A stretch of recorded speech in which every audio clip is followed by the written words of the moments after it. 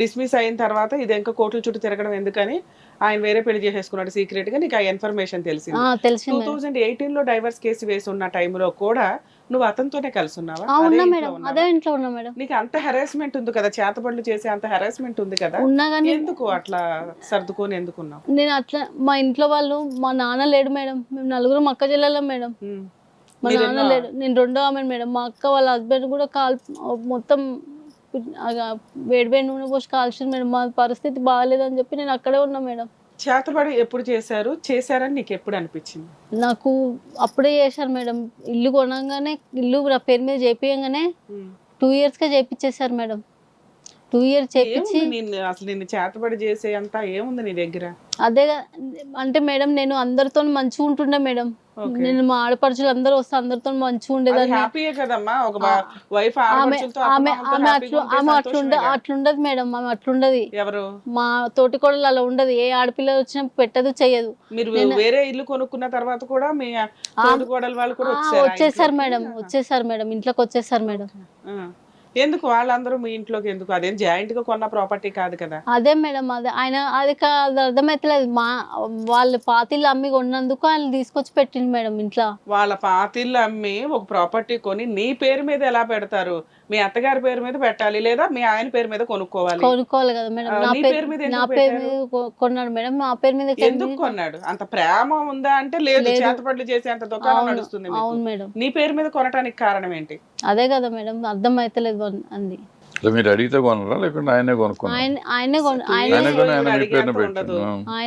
ఆయనే కొనిచ్చాడు సార్. కొన్నాక మళ్ళీ ఎందుకు వద్దన్నాడు? మళ్ళీ ఎందుకేమో ఆయన నా మీద నిందలు మోపాడు మేడం. ఏమి నిందలు? నేను ఒక ధర్మాజీ అని ఒక అతను ఉన్నాడు మేడం. ఆయనతో నాకు ఏ సంబంధం లేదు మేడం. నేను చెప్తున్నా కదా మేడం, నాకు ఆయనతో ఏం సంబంధం లేదు. ఆయనతో పడుకున్నానని చెప్పి, వాళ్ళ బాబాయ్తో కూడా పడుకున్నానని చెప్పి పెట్టాడు మేడం. అట్లనే పెట్టాడు మేడం కోర్టులో కేసు. వాళ్ళ బాబాయ్ అక్కడికి ఎందుకు వస్తాడు? వాళ్ళ బాబాయ్ అక్కడ కింద ఉంటుండే మేడం. మేము పైన కిరాయికి వచ్చినాం కదా మేము. అక్కడ ఇల్లు అమ్మినాక రెంట్కి వచ్చినాం కిరాయికి. అక్కడ వాళ్ళ బాబాయ్తో నువ్వు కలిసి ఉన్నానని చెప్పి చెప్పాడు మేడం. ఉన్నావా? నేను ఎందుకుంటా మేడం, నాకేం అవసరం మేడం. మరి ఇంకోటి పేరేంటి? అతని పేరేంటి?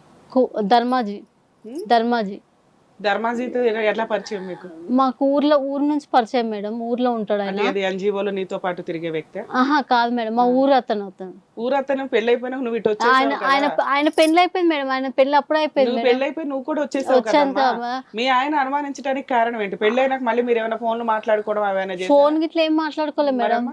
ఆయన అట్లా అనుమాన పడుతున్నాడు మేడం. నీకు పరిచయం ఉన్న వ్యక్తులందరితోనే అనుమాన పడారు కదా. ఇప్పుడు మీరు 2 పాయింట్లు చెప్పారు. ఒకటి, కింద వాళ్ళ బాబాయ్ ఎవరో ఉంటారండి, ఆయనతో అనుమానం. మేబీ కిందే ఉంటాడు కాబట్టి నువ్వేమన్నా మంచితనంగా మాట్లాడుతుంటే ఈయన అనుమానించాడు అనుకుందాం. ఎవడో ఊర్లో ఉన్న వ్యక్తి గురించి అనుమానించడానికి రీజన్ ఏంటి? ఒకటి, మీరు ఫోన్లు మాట్లాడాలి, లేదా బయటకు వెళ్ళి ఆ వ్యక్తి వచ్చినప్పుడు మీరిద్దరు బయట తిరుగుతూ ఉండాలి. ఈ రెండిట్లో ఏదో ఒకటి జరగాలి. ఏమీ జరగకుండా పలానా పుల్లయ్య అని ఎందుకు మాట్లాడతాడు? అదే కదా మేడం. సరే, ఈ 2 అనుమానాలతోటి నీ పేరు మీద ఉన్న ప్రాపర్టీని వాళ్ళ అమ్మ పేరు మీదకి గిఫ్ట్ డీడ్ చేయించేశాడు. నిన్ను ఈ 2 రీజన్స్ తోటి బయటకు పంపించేయచ్చు కదా. చేతపడి చేయాల్సిన అవసరం ఏంటి? చేశారు మేడం, వాళ్ళు చాలా చేశారు మేడం. ఎలా చేస్తారు ఈ రోజుల్లో? చేతపడులు ఉన్నాయా? చాలా మేడం. చేతపడి జరిగినప్పుడు నాకు వచ్చిన ప్రాబ్లమ్స్ ఏంటి? నాకు మొత్తం ఈ స్కిన్ అంతా ఎలర్జీ అయిపోయింది మేడం. ఈ కడాలు అవే వేసుకున్నా మేడం. ఈ కడమ ఈడుకుంటుండే మేడం, ఇప్పుడు కిందికి వచ్చేసింది. సన్నబడిపోయాను అంటున్నావు? లావు అప్పుడు సన్నగా అయిపోయాను మేడం. సన్నగా ఉన్నప్పుడు, బక్కగా ఉన్నప్పుడు ఈడికి వచ్చేది మేడం. ఇప్పుడు ఈడికి వచ్చింది మేడం కడ. లావ్ అయ్యాను మేడం కొంచెం. అట్లా చేసిరు మేడం మొత్తం. అదేమైనా స్కిన్ ప్రాబ్లం అయి ఉండొచ్చు కదా. స్కిన్ ప్రాబ్లం ఏం కాదు మేడం. నేను ఎక్కడ పోయి చూపించుకున్నా కానీ అదే చెప్పారు మేడం. వాళ్ళు పున్నంకి అమాసకు బట్టలు కట్ చేసి నేను ఊరు మొత్తం తీసుకెళ్లి చూపించాను మేడం. మా అత్తయ్య వాళ్ళకి అందరూ చూపించాను మేడం బట్టలు కట్ చేసుకోగానే. మా అత్తయ్య వాళ్ళకి ఎవ్వరేం సపోర్ట్ చేయలేదు మేడం. నాన్న, నీకు ఇలా ఎప్పటి నుంచి అనిపించింది? ఇలా నా బట్టలు ఎవరో కట్ చేస్తున్నారు, నా జుట్టు కట్ చేస్తున్నారు, నా బట్టలు నేను బట్టలు బయట ఆరేయంగానే అమాస రోజు కట్ చేసుకుని వెళ్ళిపోయింది మేడం మా యారాలు. నాకు అలా అనిపించింది మేడం. అలా కట్ చేసిన బట్టలు కోర్టులో ఏమైనా సబ్మిట్ చేసావా? నేను కోర్టులో ఏం సబ్మిట్ చేయలేము. ఊరు మొత్తం చూపించాను మేడం. నువ్వే కట్ చేసుకుని ఉండొచ్చు కదా. నేనేం కట్ చేసుకోలే మేడం. అది నేను బయట ఆరేసి బయటకు వెళ్ళి నేను హాస్పిటల్కి వెళ్ళేసి వచ్చాను మేడం. ఉస్మానియా హాస్పిటల్కి వెళ్తాం మేడం. మాకు HIV పాజిటివ్ ఉంది మేడం. ఎవరికి? నాకుంది, ఆయనకుంది. ఓకే అమ్మా, ఎప్పటి నుంచి? నాకేమో టూ థౌజండ్లో వచ్చింది మేడం. ఆయనకేమో ఫస్ట్ నుంచే ఉంది మేడం. అసలు నువ్వు ఫైట్ చేయాల్సింది ఈ పాయింట్ మీదకే కదమ్మా. చేతబడులు చేశారు, సినిమాలు చూపించారని చెప్తావేంటి? మీ చేతులు ఆయనకి ఫస్ట్ నుంచి ప్రాబ్లం ఉంది, హెల్త్ ప్రాబ్లం. అది నీకు అంట కట్టాడు, మళ్ళీ థర్డ్ మ్యారేజ్ చేసుకున్నాడు. ఆ అమ్మాయికి తెలుసా? అమ్మాయికి తెలుసంట మేడం. అమ్మాయికి తెలిసే చేసుకుందంట మేడం పెళ్లి. ఇది సైకలాజికల్ ప్రాబ్లమ్. ఇది నిజంగా మీకు ప్రాబ్లం ఉందో లేదా? మెడికల్ రిపోర్ట్స్ ఉన్నాయా? మీ ఆయనకి ప్రాబ్లం ఉందని ఉందా? ఉంది మేడం. ట్రీట్మెంట్ తీసుకుంటున్నారమ్మా మీరు? నేను తీసుకుంటున్నా మేడం. నాకు మంచిగానే ఉంది మేడం. పై బుక్ ఏమో నాది మేడం. ఏంటి డాక్టర్స్ ఇందులో ఈ బుక్ లో రాసిస్తారా మీకు? ఏంటిది ఇది? Medicines? Medicines madam. Medicines test government హాస్పిటల్కి వెళ్తారు, ఉస్మానియా హాస్పిటల్. ఉస్మానియా. ఇక్కడ మీ పేరు నీకు నువ్వు రాసుకున్నట్టుంది ఇదంతా.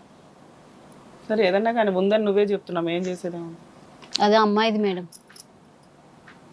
అందుకేనేనా మీకు ప్రెగ్నెన్సీ కానీ పిల్లలు కానీ? ఎవరు? అమ్మాయిది మేడం. ఆయన చేసుకున్న అమ్మాయి నెగిటివ్. ఫస్ట్ అమ్మాయా? ఆహా, నెక్స్ట్ ఇప్పుడు కొత్తగా చేసుకున్నాడు చూడండి. ఆ అమ్మాయిది నీ దగ్గర ఎలా ఉంది రిపోర్ట్ కాపీ? నాకు దొరికింది మేడం. మా ఇంట్లో పెట్టిండు మేడం. నన్ను కొట్టి ఇంటికి పంపించేసిండు కదా మేడం. నేను వచ్చేసరికి ఇంట్లో పెట్టిండు మేడం. అతని అమ్మాయికి కూడా ఉందా? అమ్మాయికి లేదు సార్. మీరు చెప్పే స్టోరీ ఏంటంటే 2013లో మీకు మ్యారేజ్ అయింది. అప్పటికే మీ హస్బెండ్ కి పాజిటివ్ ఉంది, అవునా? అవును. తెలియకుండా పెళ్లి చేసుకున్నారు. అవును మేడం. ఫస్ట్ వైఫ్ ఉంది, ఆ విషయము నీకు చెప్పలే. అయినా నువ్వు సర్దుకున్నావు. అత్తగారితోటి మామగారు, మామగారు లేరు. అత్తగారితో, తోడుకోడలు, బావగారితో, ఇతనితో, వాళ్ళ పిల్లలతో ఉన్నావు. ఈ లోపు ఒక ప్రాపర్టీ కొన్నారు, మళ్ళీ వెంటనే నీ పేరు నుంచి తీశారు. ఇక్కడ మేము అనుకోవడం ఏంటంటే మేబీ మీరు ఫైనాన్షియల్ గా వీక్, నలుగురు కూతుర్లు కాబట్టి ఏదో ఒక సంబంధం అని మీ పేరెంట్స్ కి తెలిసే పెళ్లి చేసినట్లు ఒక రకంగా అనుకుందాం. సరే నువ్వు కూడా మాక్సిమం సర్దుకున్నావు, నీ బిహేవియర్ నచ్చి నీ పేరు మీద ప్రాపర్టీ కొని ఉంటారు. ఎప్పుడైతే ప్రాపర్టీ కొన్నారో నువ్వు ఆల్రెడీ బిహేవియర్ లో చేంజెస్ స్టార్ట్ అయినాయి. ఆయన అనటం అక్రమ సంబంధాలు ఇవి అవి, అవి మేబీ అబద్ధాలు అయి ఉండొచ్చు, లేదా ఏదైనా అతనికి డౌట్ క్రియేట్ అయి ఉండొచ్చు. నెక్స్ట్ మీరు చెప్తున్న చాలా పెద్ద ఎలిగేషన్, అతనికి ఆల్రెడీ పాజిటివ్ ఉంది, అది మీకు వచ్చేసింది. అది 2018-19లోనే మీకు క్లారిటీ. అప్పటికి మీకు స్కిన్ ప్రాబ్లమ్స్ స్టార్ట్ అయినాయి. మీరు అనుకోవడం ఏంటంటే అమావాస్య పౌర్ణికి బట్టలు కట్ చేసి ఉంటేనే అవి తీసుకెళ్లి చేతబడులు చేయించారు అనేది మీ ఎలిగేషన్. మేబీ అది నిజమో కాదో మేము ఎక్కడైతే చెప్పట్లే. దానివల్ల స్కిన్ ప్రాబ్లమ్స్ వచ్చినాయి అని మీరు అంటున్నారు. సైంటిఫిక్ గా చూస్తే దీనివల్ల కూడా ఎక్కువ రావడానికి అవకాశం ఉంది, ఎందుకంటే ఇమ్యూనిటీ చాలా తక్కువగా ఉంటుంది కాబట్టి. మీరు ఆల్రెడీ అప్పటి నుంచే ట్రీట్మెంట్ లో నడుస్తుంది. అప్పటి నుంచి నీకు హెరాస్మెంట్ స్టార్ట్ అయిపోయింది. నీ వర్షన్ ఏంటంటే నీకు పాజిటివ్ ఉంది, నీకు వచ్చింది అతని వల్ల అని. మరి అతనేం చెప్తాడో మనకు తెలియదు. ఒకవేళ మీ హస్బెండ్ తో మాట్లాడితే క్లారిటీ.